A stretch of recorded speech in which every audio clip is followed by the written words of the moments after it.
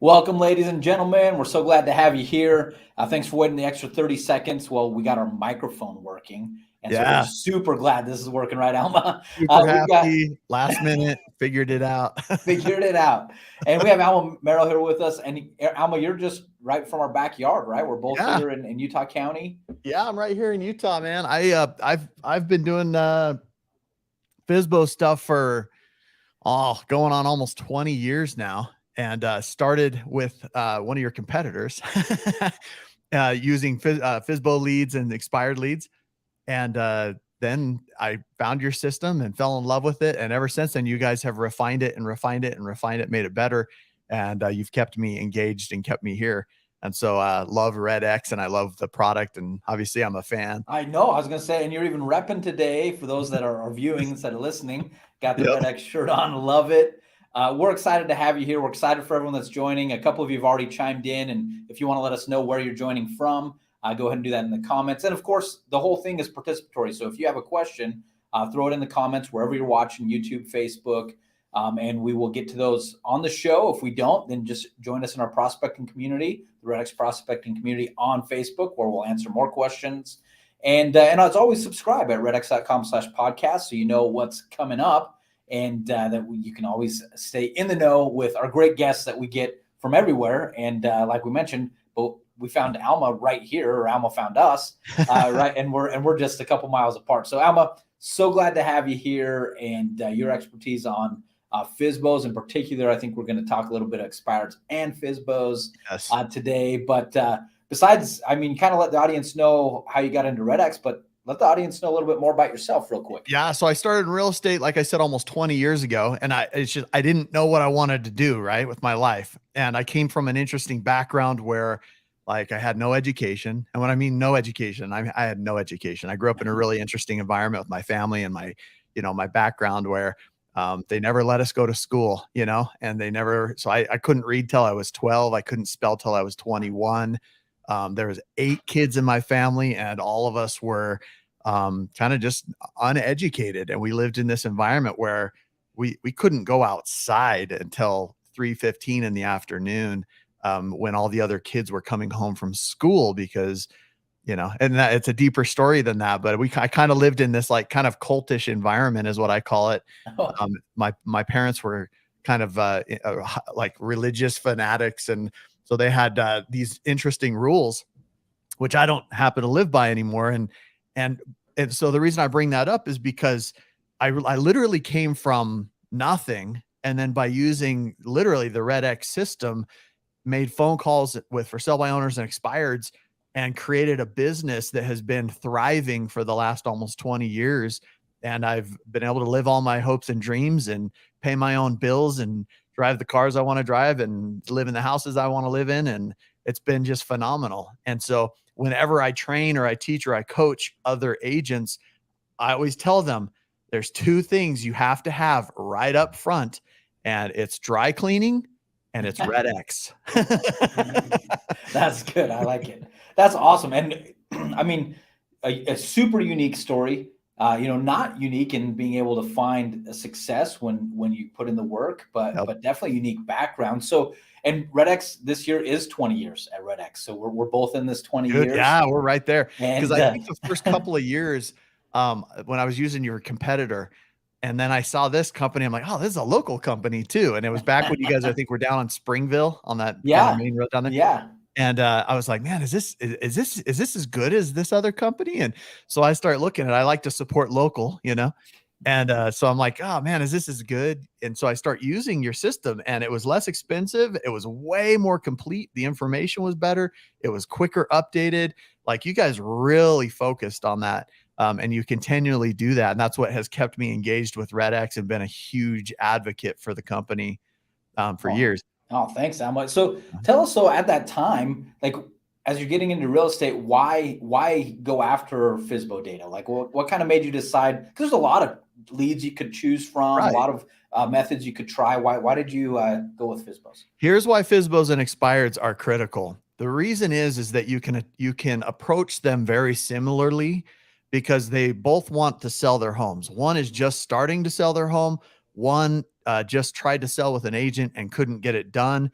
And so you have access to those people. They're ready to rock. You don't have to convince them to sell their home. They're already selling. And so you just have to convince them to work with you. And so for years, I remember sitting down and I just printed off my REDX leads, and I would sit at home and I would call these leads just with a piece of paper and hand dial with my cell phone, or at that time, actually, I think I had a landline. And I would just make calls from 7 to 9 every evening. And that's how I built my business. And it was amazing to me because I went from, basically poverty to being, the first 6-figure earner in my family. And I did that in a year, just calling for sell by owners and expireds. Now, I was born in Utah, but I grew up in Southern California in a little mountainous community called Devore, California, which nobody's ever heard of. Yeah, no. Super remote, and it was a little country town, and it was well known for its nudist colony, and so I didn't have this like background of environment of people. I didn't have an SOI when I moved here to Utah. I had very few friends here. I had a couple siblings, but they weren't looking to buy or sell. So I had zero when I came clean slate and knew nobody here in Utah. And so what REDX did is it actually did a lot of things for me. It built by using the system, I was able to contact people that I needed to contact to be able to build a business. And I went from zero to having a fruitful business literally within a matter of a year or so. And it was just by calling expireds and for sell by owners. That is awesome. And so I think we have a lot of people that might be approaching a similar situation. Like the last couple of years, maybe they weren't active in contacting expireds or sell by owners because the whole industry was just so hot, right? Yes. And right. But we've entered into what I like to call kind of a skills-based Yes. environment here, where there are still homes being sold, but it's for those people that are out there and doing this business. So there might be some people tuning in that are saying, I've never made these phone calls before. What would you say to them as they're thinking about, should I try out this thing that called cold calling or FSBOs or expireds? Yes, you should. So cold calling gets a bad rap, right? And I hear it all the time. Cold calling's the way of the past. Actually, in the last market, there's a little bit of truth to that. In this market, it's the way of the future. It's the way you go in because your SOI is dried up, your past clients are dried up, or you're getting a lot fewer leads. You need to go talk to more people. And so when you get on the phone and you speak to more people that are already buying, they're already selling, then you're going to have the success that you want. You have to create new connections. When we came out of this marketplace, man, in this market, with the last marketplace we were just coming out, we were freaking spoiled. We were spoiled rotten. Yeah. People are handing us deals. Our past clients are all over the place. The interest rates are low. Prices are going up. Like everybody's loving it. It was a buying market and a selling market. Buying market because even though prices were high, interest rates were low. Selling market because they bought their home for $250. Now they're selling it for $650. So it's like it was the perfect storm to grow a market. Well, things change, as we know. Yeah. When we hit the 2007 market and everything hit the fan, and everybody was losing money and everybody was foreclosing and short sales were coming in. I teach classes and I'll say the word short sell and they're like, I've heard that. What is that? Like REDX was like my savior through that marketplace, man. I picked up all these listings and picked up all these buyers. And the reason I say I picked up all these buyers is, if you have listings in the market, you own the buyers. I can't state that enough. If you own the listings, you own the buyers. People go, why is that? How does that make sense? I go, buy buyer leads. If you have REDX and you're listing homes, you're creating buyer leads, because for every 10 signs you have in the marketplace, you're going to be taking 2 to 3 buyer leads off of those per week, off of those signs. 2 to 3 qualified buyers.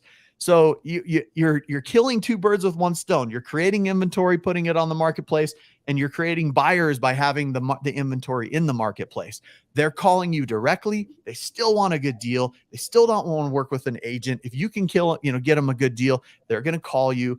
And then converting buyers is super easy. I mean, if anybody wants to convert buyers, hit me up on Closer Cult. I'll share with you how to convert buyers. I have a buyer script. I also have a listing script. So through the years of calling on REDX, I've developed a script that works really well with people, and I've been able to help people close a ton of deals just off of for sale by owner expired calls. Yeah. And where can people go to see that?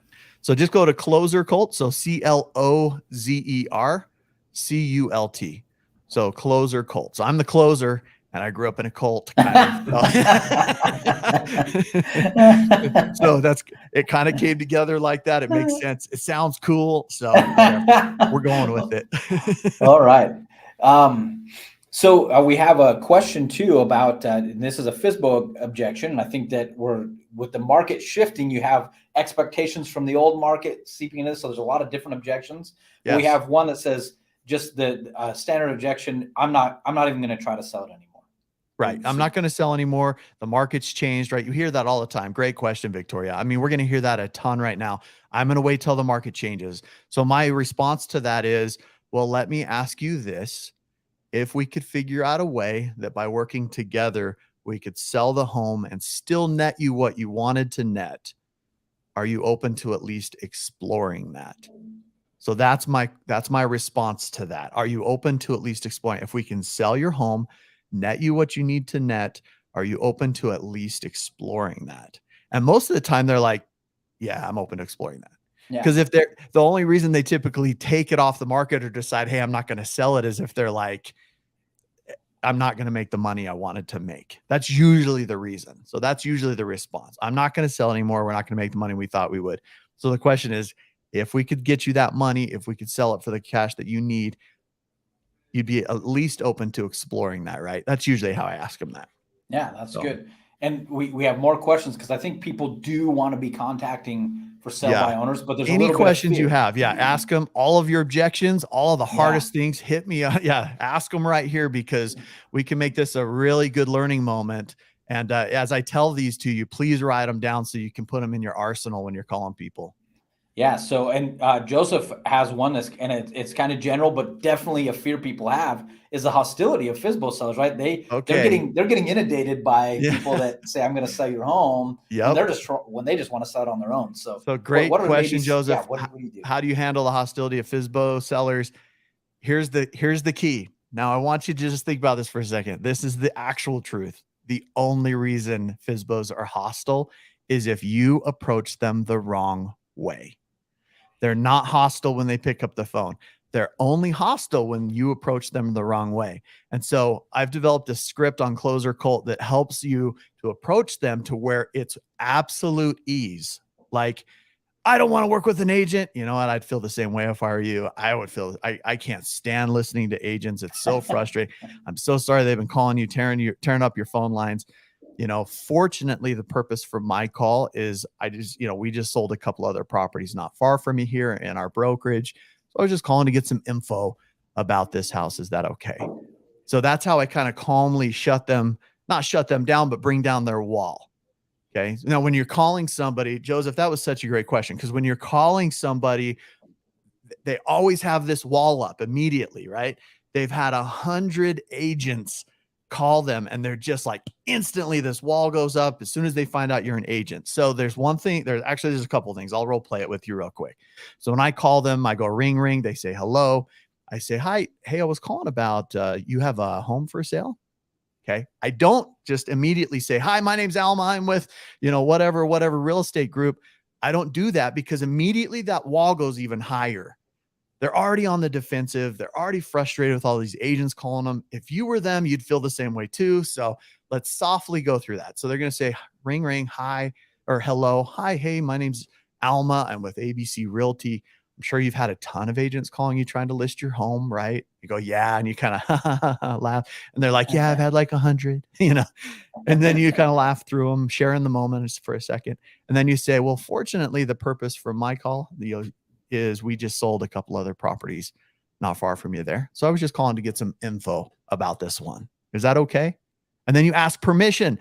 Why are we not asking permission to have a conversation with these people? We're calling them on their cell phone.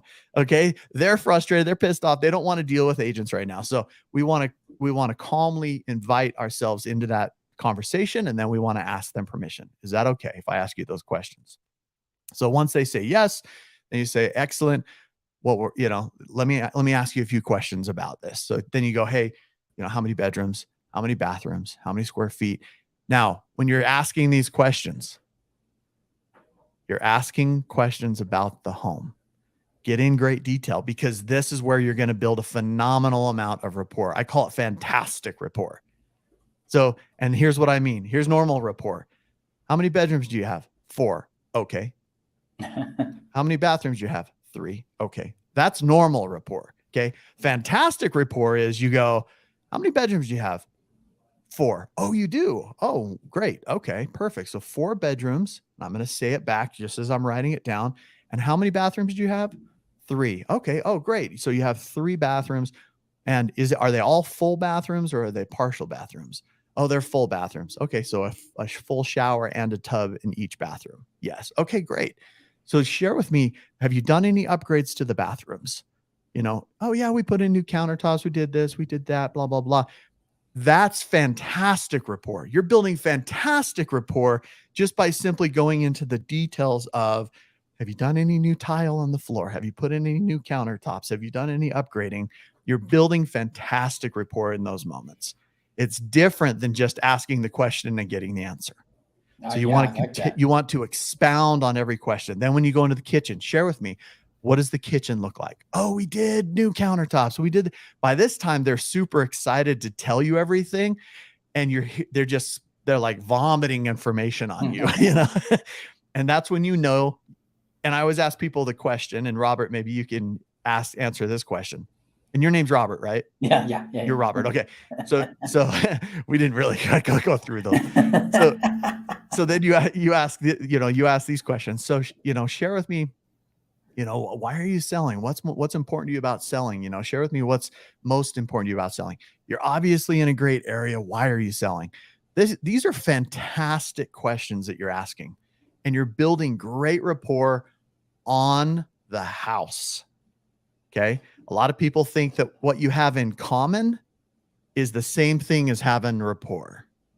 Guess what? It's not. It's not. It's not the same thing. What you have in common is not the same thing as having building rapport. And a lot of people get that messed up. It's a huge fallacy in sales. People say, hey, if you drive Harleys, talk about Harleys. That would be really great if I was selling Harleys. Yeah. Okay. So I'm not going to build rapport on Harleys if we both drive Harleys. I am going to build rapport on the house because we both have something in common here. We're trying to help them get into their next move in life. Well, they want to see you as the expert as well, right? Exactly. If everyone else asked them the simple questions, but you're going beyond, asking the follow-up questions and building rapport on on the house, exactly, then they start to trust you as someone that knows what they're talking about when it comes to selling houses. Exactly. I don't want to know, they don't want me to know what I'm talking about when it comes to Harleys. Yeah. Exactly. That might make them happy, but it's not going to make them think you're the best guy to sell my house. Yeah. Right? And I've done that before. And this is where I learned this about 15 years ago. I go into this listing presentation. I walk in and I scan the house. I'm looking for something I can talk about that we have in common. And I noticed this guy's Harley clock on the wall. Right. And I'm 3 minutes early. So when I walk in, I see this Harley clock. I hear this Harley clock go vroom, vroom, when it hits the top of the hour. And I'm like, oh, nice clock. I like that. Do you drive Harleys? I drive Harleys. And he goes, yeah, I drive Harleys. Yeah. I got 3 of them in the garage. You want to see? I'm like, yeah, I want to see. And I'm thinking, dude, this is a great time to build rapport and get his trust and all this stuff, right? We have something in common. This is wonderful. So I go in there, we start talking Harleys. Guess what? Guess how long we're talking Harleys? An hour and a half. Yeah. Then I leave the house because I got to go. He's got to go. And guess what we didn't talk about? About how you're going to list the house. How we're going to list the house. So I thought I was going to get this. Nope. Somebody else listed it. The agent that came in and talked about the house and built rapport based on the house was the one that sold the house. I built rapport based on the Harley. I didn't sell the house. Could have sold him a Harley. Could have bought his Harley. But it didn't work out in my favor. And that taught me a valuable lesson. Yeah, I love that lesson because I think it's one that people need to hear because what you're trying to position yourself as is the best real estate agent for them. Exactly. And so showing up and asking the right questions, listening to the answers, Yes. and doing the follow-up like you talked about starts to build a rapport of being the expert. And Exactly. super And they important. can smell the rapport, right? They can smell whether you have great rapport or you have commission breath, right? Yeah. I want to sell your house because I need to pay my bills. Rapport is built when you care about them. You want to see the best for them. Stop counting how much money you're going to make if you get the listing, And also, I always tell people, stop researching the house so much that you have too much information before you go, because then it takes away your ability to build authentic rapport with people. If you can wait and ask them the questions about the house, you'll actually get a ton of rapport. Or if you do have a ton of information like that you got off of the REDX system on the house, maybe don't look at all that information until you have a great conversation with these people, and then you'll build a fantastic rapport right there with them in the home. I love it. Love the idea of building fantastic rapport. I like that idea a lot. There's a difference. There's a huge difference. Yeah. Well, I know, so a couple things that are important. We've had a lot of people ask to spell your website again. CLOZERCULT. So I'm on all the social media platforms and all that stuff. If you go to closercult.com, it's just it's a parking page. I don't have anything there yet. But if you go on, Instagram, YouTube, I have a very, very, very active YouTube channel. I have a very active podcast. So every week I talk about this stuff. Every week we get on and we podcast, and I have a Closer Cult podcast.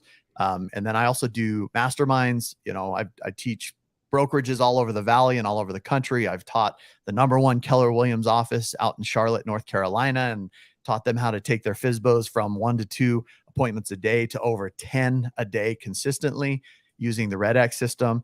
That's High Performance Real Estate Advisors out in Charlotte, North Carolina. And then I also have taught many Remaxes and Coldwell Bankers and Keller Williams and all the brands I've taught. Century 21, which is where I started my career. And that all of these brands I spend time with, and I teach and I share and I mentor throughout the whole nation. So I'm more than happy to come and share and mentor anywhere that I can, and take your business from like that Keller Williams team, take them from, 2 bona fide leads or listing appointments to 10 listing appointments a day consistently. And they've been doing that for almost 10 years now. That is awesome. So there's a lot of people asking more questions, but Yes. We are running short on time. So I just want to give you the opportunity. Like, we've been talking about the importance of FSBOs and we're in a market now where it is critical. It's critical to be reaching out and creating these leads by having the conversation. So what's maybe something we didn't get to talk about that you can wrap up in 2 minutes that would be important for our audience to hear? You have to take action, you guys. Listen, we can have all kinds of role plays. We can pretend that we're talking to people. The best way to take action is buy these leads, invest in REDX, get your leads so that you have the data and make the calls. The best role playing is not between me and you. The best role playing is live with live FSBO calls with real people, so that if you win when you're role playing, you actually make money. That is the best scenario. And so, we want to pay our bills and pay their bills. We want to sell their home. We want to, provide for our family. We want to live our dreams. We want to grow our business. And so the REDX gives you the ability to grow your business without having any current business.